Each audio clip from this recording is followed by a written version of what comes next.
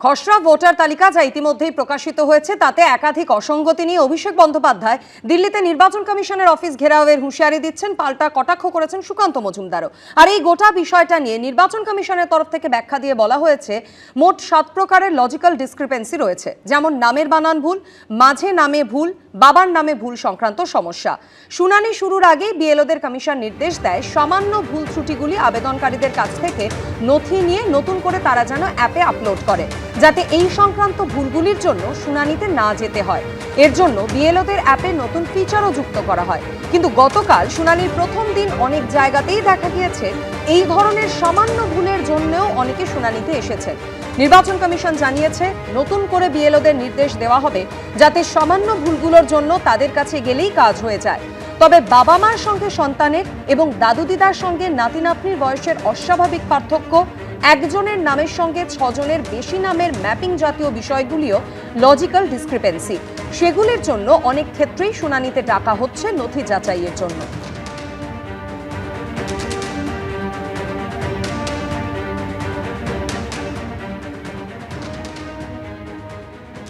আর অন্যদিকে বিএলও অ্যাপে আনম্যাপড নিয়ে নতুন নির্দেশিকা সিইও দপ্তরের।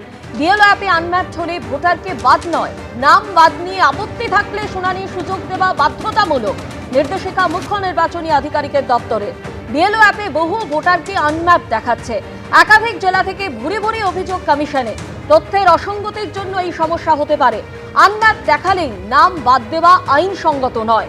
খসড়া তালিকায় নাম থাকলে আইন অনুযায়ী প্রক্রিয়া অনুসরণ করতেই হবে, নির্দেশ রাজ্যের মুখ্য নির্বাচনী আধিকারিকের দপ্তরের। ভোটারের অধিকার সুরক্ষাই তাদের প্রধান লক্ষ্য। এ বিষয়ে কোনো ধরনের অনিয়ম বরদাস্ত করা হবে না। বিএলও অ্যাপে আপলোড হওয়া তথ্য যেন খসড়া ভোটার তালিকার সঙ্গে সামঞ্জস্যপূর্ণ থাকে। ইআরও এইআরওদের কড়া নজরদারি নির্দেশ কমিশনের। এসআইআর আবহে ফের রাজ্যে আসছেন ডেপুটি নির্বাচন কমিশনার। 30শে ডিসেম্বর রাজ্যে আসছেন ডেপুটি নির্বাচন কমিশনার জ্ঞানেশ ভারতী। শুনানির কাজ খতিয়ে দেখবেন ডেপুটি নির্বাচন কমিশনার। জরুরি পর্যায়ে বৈঠক করবেন রাজ্যের মুখ্য নির্বাচনী আধিকারিকের সঙ্গে। 31শে ডিসেম্বর ফিরে যাবেন দিল্লিতে, এমনটাই খবর নির্বাচন কমিশন সূত্রে। জ্ঞানেশ ভারতীর সঙ্গে থাকবেন 2 আধিকারিকও।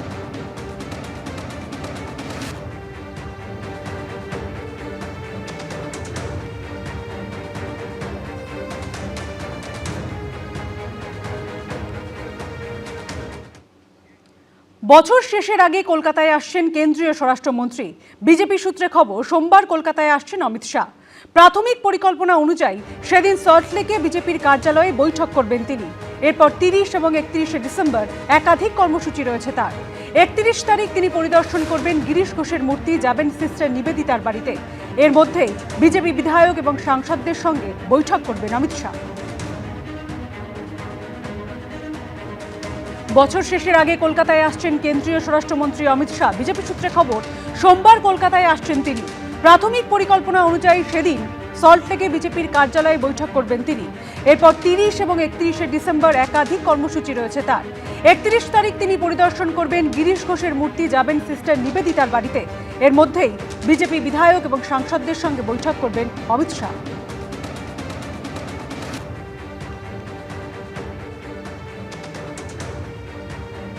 রাজ্যে শুরু এসআইআর এর শুনানি পর্ব। খসড়া তালিকা প্রকাশের 11 দিনের মাথায় শুনানি শুরু হলো এবং ইতিমধ্যেই প্রাথমিক পর্যায়ে শুনানিতে ডাকা হচ্ছে 32 লক্ষ ভোটারকে। নো ম্যাপিং এ থাকা ভোটারদের প্রথমে ডাকা হচ্ছে। 2002 এর তালিকায় যাদের যোগসূত্র মেলেনি তাদেরকেই প্রথমে ডাকা হচ্ছে। এছাড়া যাদের নামের বানান ভুল রয়েছে ডাকা হচ্ছে তাদেরকেও। কমিশনের দাবি খসড়া তালিকায় 1,67,00,000-এর বেশি ভোটারের দেওয়া তথ্যে অসঙ্গতি। এই আবহে দিল্লিতে নির্বাচন কমিশনের অফিস ঘেরাওয়ের হুঁশিয়ারি অভিষেক বন্দ্যোপাধ্যায়। অসঙ্গতিপূর্ণ ভোটারদের তালিকা প্রকাশের দাবিতে ঘেরাওয়ের হুঁশিয়ারি তৃণমূলের সর্বভারতীয় সাধারণ সম্পাদকের। আগামী বুধবার দিল্লি চলুন ডাক অভিষেক বন্দ্যোপাধ্যায়।